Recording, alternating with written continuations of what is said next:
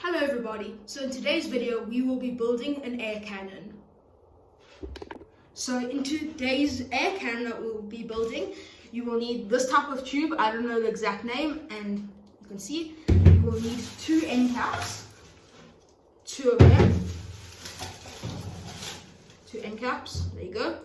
You will need as well, you will need this tube into a smaller tube so you can hold a valve. I'll show you the valve. So it'll be these two tubes together, and then there'll be a valve in between here, and then that's pretty much all you need. And then you can build yourself an air cannon. And the last thing, sorry for all the noises in the packet, there's your valve. And then the last part you'll need is from a bicycle. This, so what you pump up, the valve, this is what you'll need to finish off your project, and then I'll show you how to build it. And just to mention, you'll need, for supplies to put it together, you're going to need some PVC glue, hot glue you might need just to touch up some areas, some of this tape that you wrap around the threading to seal, to make it airtight, and maybe some super glue if needed. So what you will need first is you need a flathead screwdriver, and this little white rim around it, you just need to pop it off like that, and then you need to take the seal out. You don't actually need the seal because we're going to be using glue, and the seal will just mess with the whole project. So take the seal out on both sides.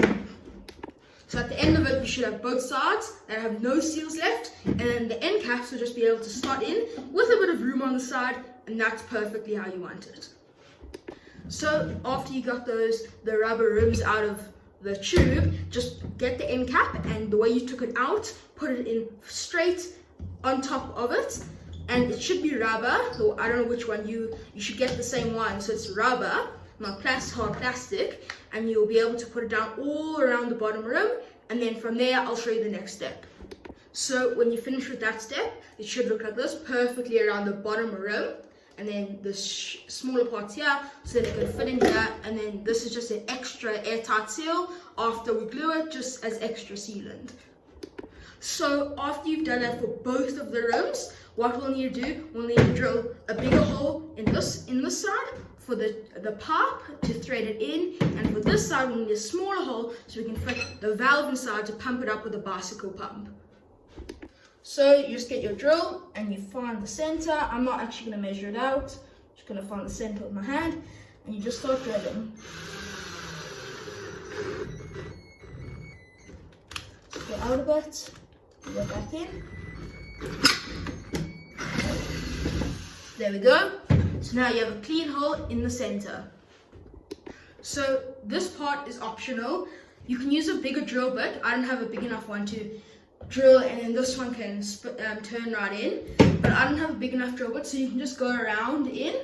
Or if you have a bigger drill bit, that's insane. That's just easy. And I have some routery bits, as you can see, so I'm going to use these instead.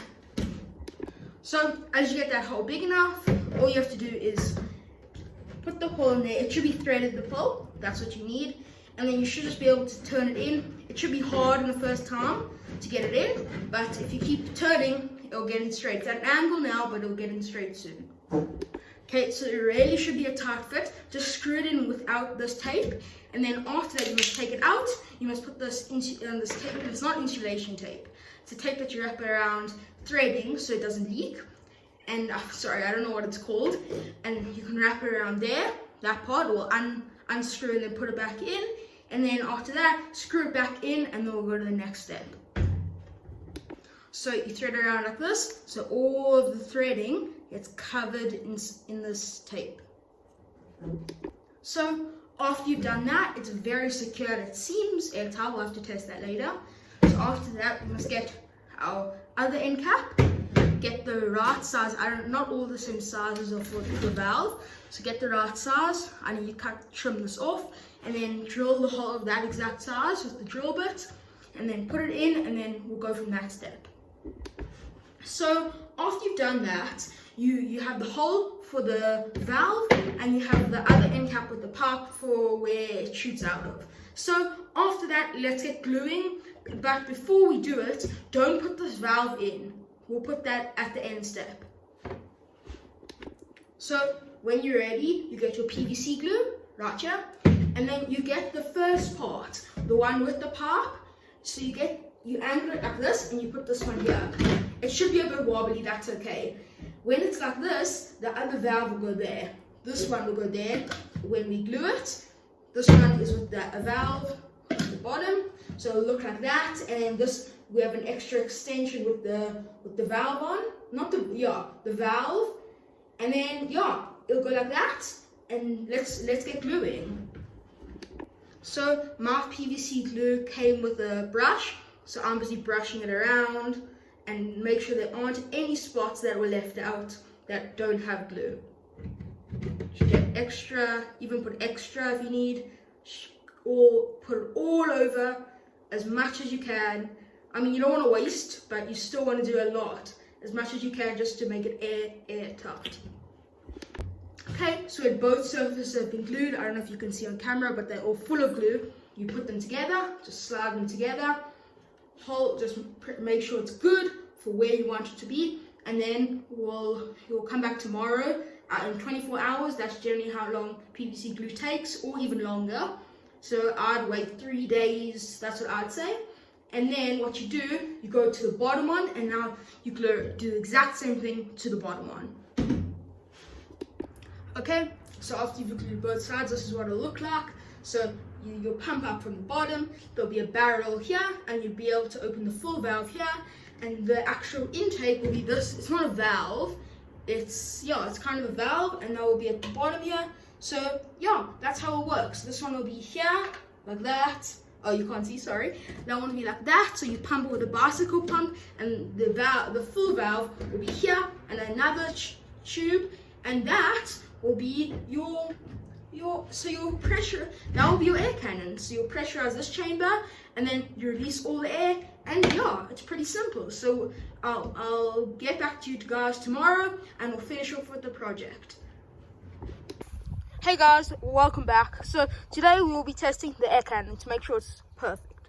So first you attach the bicycle pump to it, but it has to have, so you have to have the gauge, so you can see how much PSI you need.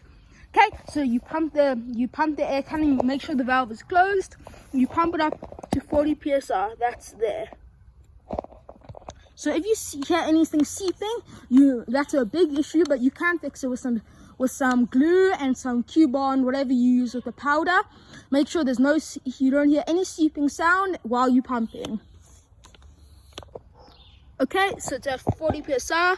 I don't hear any seeping, so you disconnect the bicycle pump like this. There we go, quickly. So all the air is trapped inside, and then what I shoot, you can use for a slingshot. The balls you use, or you can just find a pebble or a stone in your garden, and you can shoot those. Whatever can fit in the barrel, you can shoot.